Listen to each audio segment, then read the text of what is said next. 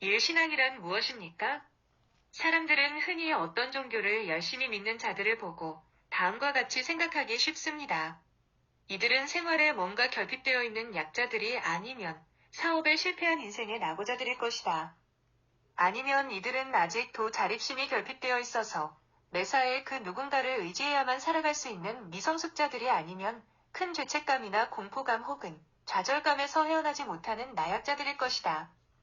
좀 심하게 말하자면 이들은 환상이나 꿈 같은 비현실적인 것에 쉽게 빠지는 몽상가들이 아니면 인간의 심리를 이용하여 뭔가 이득을 챙기려는 종교사업가의 교묘한 사기극에 순진하게 놀아나는 우매자들일 것이다. 물론 이런 생각이 전혀 틀리는 것도 아닙니다. 사실상 이런 것들이 동기가 되어 종교에 입문한 자들도 많으며 또 지금도 그런 동기를 갖고 신앙하는 자들도 많으리라 생각됩니다. 대개의 종교는 이런 토양에서 잘 번식하기 마련입니다. 그래서 온갖 종교들이 우리 주위에서 기승을 부리나 봅니다. 그렇지만 한 발자국 나아가 더 깊이 생각해 봅시다. 이처럼 종교를 부정적으로 보는 사람들은 과연 이런 특징이 전혀 없는 사람들일까요? 설사 그들이 어떤 종교 행위를 실천하지는 않는다고 하더라도 생활에 큰 낭패를 당하거나 사업에 실패할 때 외로움이나 공포감 혹은 죄책감을 느낄 때 혹은 이 땅에서 정의와 양심이 통하지 않고 억울한 일을 다반사로 경험할 때 가끔은 그들도 막연하게나마 자신을 위로하고 정의를 세워줄 그 누군가를 찾은 적이 있지 않을까요? 그렇다고 종교 비판자들에게 시선을 돌리지 말고 솔직하게 다시 종교인들을 생각해 봅시다. 종교인들은 뭔가 별종인가요? 이들은 남달리 특이한 종교성을 갖고 태어나거나 기구한 운명을 지니고 사는 자들일까요? 이들은 이 세상 사람들과는 어딘가 다른 속성을 갖는 별세계의 인종들일까요? 아닙니다. 이들도 똑같은 인간의 본성을 가진 평범한 사람들일 뿐입니다. 단지 그 뭔가 계기가 되어 다른 것보다 종교에 더 몰두하는 자들일 뿐입니다. 사람이면 누구나 다 그 어떤 것에 특별히 몰두할 때가 있고 또 그런 자유도 있지 않습니까? 1. 신앙은 신뢰입니다. 종교적 신앙은 결코 남다르고 예외적인 사람들의 행동이 아닙니다. 우리 모두가 차원은 다르더라도 매 순간마다 바로 신앙의 행위를 하고 있습니다. 신앙이라는 말이 종교적인 냄새가 나고 거부감을 갖게 한다면 직관이나 신뢰라는 말로 고쳐 불러봅시다. 그렇게 본다면 모든 사람들은 그들의 행동 속에서 바로 이런 직관과 신뢰의 행위를 하고 있습니다. 운전의 예를 들어봅시다. 낮에도 그렇지만 특히 어두운 밤길에 낯선 시골길을 운전하노라면 나는 매 순간마다 직관과 신뢰에 의존합니다. 앞길은 전혀 가보지도 않았거니와 길의 안전성을 사전에 일일이 다 검토하지도 않았습니다. 그렇지만 나는 순간순간의 직관에 의존해서 앞으로 달려갑니다. 그리고 이 길이 안전하리라는 신뢰, 길을 놓은 사람의 진실성 혹은 이 길이 안전하다고 믿고 앞에서 운전하며 가는 사람들 등에 대한 신뢰를 갖고 운전합니다. 물론 예상 밖의 장애물이나 위험한 코스를 전혀 배제할 수는 없습니다. 그렇지만 자동차가 위험스럽다고 해서 걸어가거나 가마를 타고 다닐 수 없듯이 길의 안전성을 100% 보장하지 못한다고 해서 운전도 포기할 수는 없지 않습니까?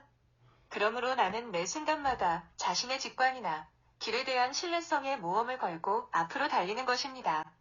수영의 예도 마찬가지입니다. 먼저 완벽한 수영 강습을 받고 곧 바로 수영할 수 있는 사람들이 있는지는 잘 모르겠으나 내 경험으로 보면 수영은 이론 이전에 바로 물에 대한 신뢰의 문제였습니다.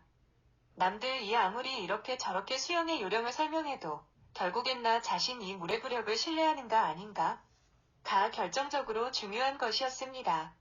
매번마다 코로물을 들이마시고 꼬꾸라지면서 스스로 떠보려고 애썼으나 번번이 허탕이었습니다. 그러나 거의 포기하다시피 하며 직관적으로 물을 신뢰하고 나를 물에 온전히 맡긴 결과 신비스럽게 내 몸이 떠 있다는 것을 발견했습니다.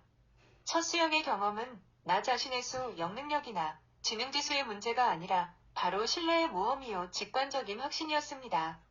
이처럼 우리의 일상생활은 순간순간마다 직관과 신뢰의 모험에 의존합니다. 가장 확실하다고 여겨지는 과학에도 분명히 신앙과 같은 요소가 먼저 작용합니다. 분명히 모든 과학의 추론, 이론을 이끌어내는 작업에는 직관적인 신앙이 선행합니다. 즉 과학의 출발점이 되는 전제의 진리성에 대한 신앙, 자연의 일체성에 대한 신앙, 그리고 추론 자체의 유효성에 대한 신앙 등은 이성 그 자체가 살아가기 위해서 없어서는 안 되는 것입니다.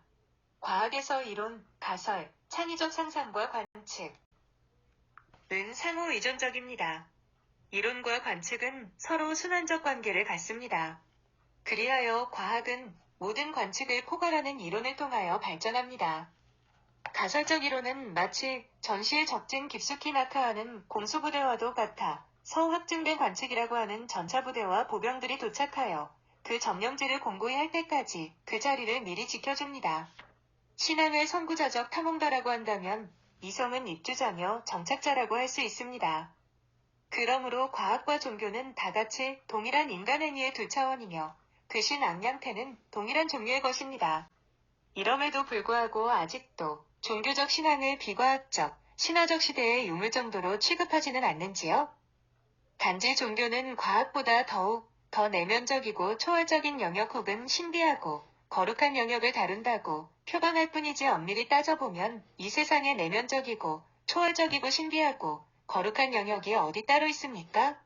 우주의 생성 과정과 생명의 탄생은 얼마나 신비합니까? 어버이와 연인의 진실한 사랑은 얼마나 거룩하며 초월적입니까? 그리고 이 모두는 얼마나 은밀하고 깊은 것입니까? 아니 만물이 그저 존재하고 있다는 사실, 그 자체부터가 신비하지 않습니까? 왜 나는 존재하는 겁니까? 누가 날 존재케 했고 죽음은 날 어디로 데려가는 겁니까? 이런 질문 속에서 살고 있는 우리가 어찌 매 순간마다 차가운 이성만으로 만족하며 살 수 있을까요?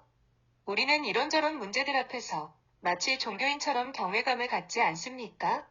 결국 우리는 모두가 신앙인이요, 종교인이 아닙니까? 2. 신앙은 지식입니다. 그렇다면 신앙에서 이성, 인식, 이해, 지식은 무슨 역할을 하는 것일까요? 진정한 신앙은 이성을 초월하긴 해도 이성을 무시하지는 않습니다. 신앙이 초이성적, 초리성적이라고 해서 반이성적, 반미성적이라는 말은 아닙니다. 신앙은 자신이 믿는 것을 알고 싶어 합니다. 신앙은 이성을 희생시키지 않고 이해를 구합니다. 이성을 희생시킨 종교는 광신이요 미신입니다. 잘 믿는 것과 눈을 딱 감고 덮어놓고 믿는 것은 전혀 상관이 없습니다. 다시 운전의 예를 들어봅시다.